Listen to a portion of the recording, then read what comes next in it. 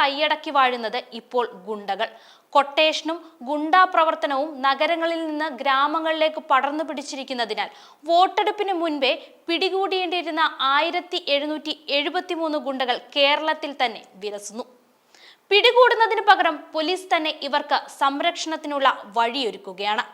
രാഷ്ട്രീയ നേതൃത്വങ്ങളുടെ പിൻബലമാണ് ഇത്തരം ഗുണ്ടകളുടെ ധൈര്യവും. വോട്ടെടുപ്പിന് മുൻപ് പിടികൂടണമെന്ന് സംസ്ഥാന പോലീസ് മേധാവിയുടെ നിർദ്ദേശമുണ്ടായിട്ടും സംസ്ഥാനത്ത് ഗുണ്ടകൾക്ക് കൂടുതൽ സൗകര്യം ഒരുക്കി കൊടുക്കുകയാണ് നിയമപാലകർ. പോലീസുകാർക്ക് നേരെ വരെ അക്രമങ്ങൾ ഉണ്ടായിട്ടും ഗുണ്ടകളെ പിടികൂടുന്ന കാര്യത്തിൽ അനാസ്ഥ തന്നെ.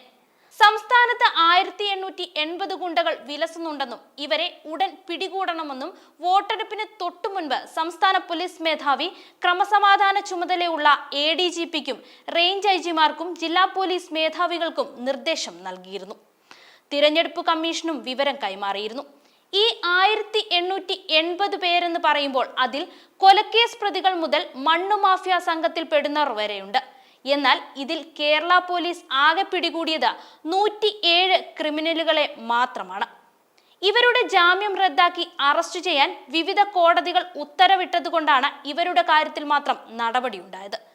ബാക്കി വരുന്ന 1773 ഗുണ്ടകൾ പുറത്തു തന്നെ വിലസുകയാണ് ഇപ്പോഴും. ഗുണ്ടാ ലിസ്റ്റിൽ പെടുന്നവരിൽ പലരെയും പോലീസ് സ്റ്റേഷനിൽ വിളിച്ചു വരുത്തി രജിസ്റ്ററിൽ ഒപ്പിടിച്ച് തിരികെ വിടുന്നെന്നും ജയിലിൽ നിന്നും ജാമ്യത്തിൽ പുറത്തിറങ്ങുന്ന ഗുണ്ടകളെ പോലീസ് നിരീക്ഷിക്കുന്നില്ലെന്നും ആരോപണമുണ്ട്. കേരളത്തിലും ബംഗളൂരുവിലുമായി 40 ഗുണ്ടാ സംഘങ്ങൾ പ്രവർത്തിക്കുന്നതായി പോലീസ് കണ്ടെത്തിയിരുന്നു. ഇതിൽ 470 പേർ ഇപ്പോഴും സജീവമാണ്.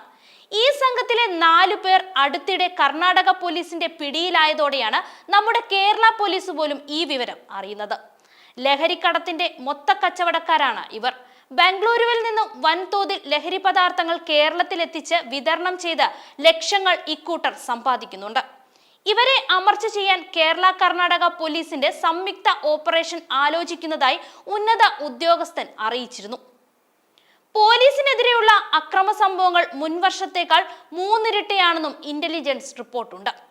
കൂടാതെ ഞെട്ടിക്കുന്ന മറ്റൊരു വിവരം, സംസ്ഥാനത്ത് ഈ 4 മാസങ്ങൾക്കിടയിൽ ഉണ്ടായ 142 കൊലപാതകങ്ങളിൽ ഭൂരിഭാഗവും ലഹരിയുമായി ബന്ധപ്പെട്ടതാണ് എന്നാണ് പോലീസിന്റെ കണ്ടെത്തൽ.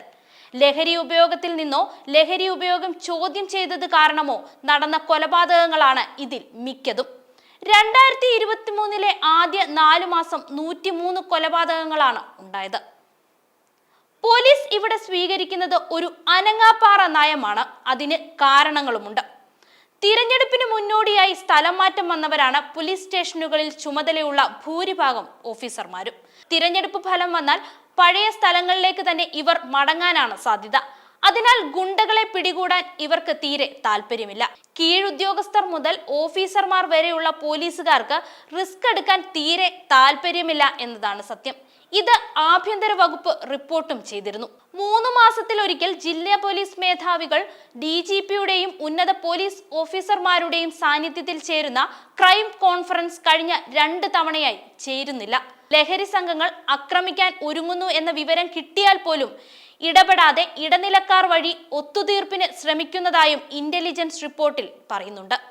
കാപ്പ ലിസ്റ്റിൽ പെടുത്താൻ പോലീസ് നൽകുന്ന പട്ടികയിൽ 4 മാസമായി കളക്ടർമാർ നടപടി എടുക്കുന്നില്ലെന്നും ആരോപണമുണ്ട്. ഇത്തരത്തിൽ പോലീസുകാർക്ക് തന്നെ ഗുണ്ടകളെ പിടിക്കാൻ ഭയമുള്ളപ്പോൾ എങ്ങനെ സംസ്ഥാനത്ത് ക്രമസമാധാനം നടക്കുമെന്ന് അറിയില്ല. പോളിംഗിന് മുൻപ് ഏതായാലും ഗുണ്ടകളെ പിടികൂടാൻ കഴിഞ്ഞില്ല. ഫലം വരുന്നതിന് മുൻപെങ്കിലും ഉത്തരവാദിത്വത്തോടെ തങ്ങളുടെ ജോലി ചെയ്യാൻ പോലീസ് തയ്യാറാകണം. ഇല്ല എങ്കിൽ ഗുണ്ടകളുടെ അഴിഞ്ഞാട്ടവും കൊലപാതകങ്ങളുടെ എണ്ണവും ഇനിയും കൂടും.